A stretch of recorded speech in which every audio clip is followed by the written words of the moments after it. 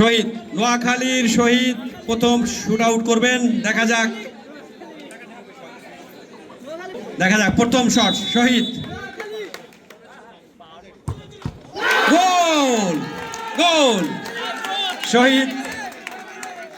একটি শুট ঢাকার পক্ষ থেকে পেনাল্টি শুট আউট।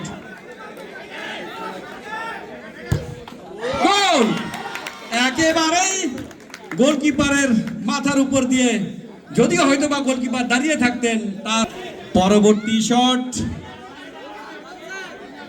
নোয়াখালীর পক্ষ থেকে।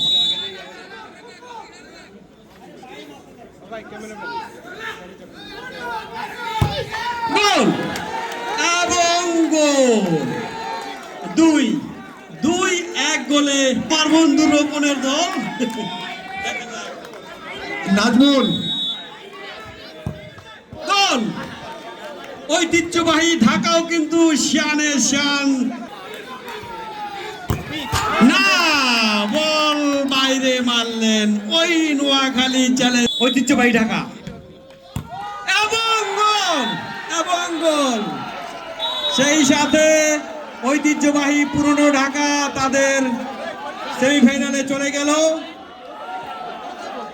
দুই দলের জন্যই রইল সাধুবাদ। দ্রুত মাঠ খালি করেন। আমি সবাইকে অনুরোধ করব কমিটির পক্ষ থেকে দ্রুত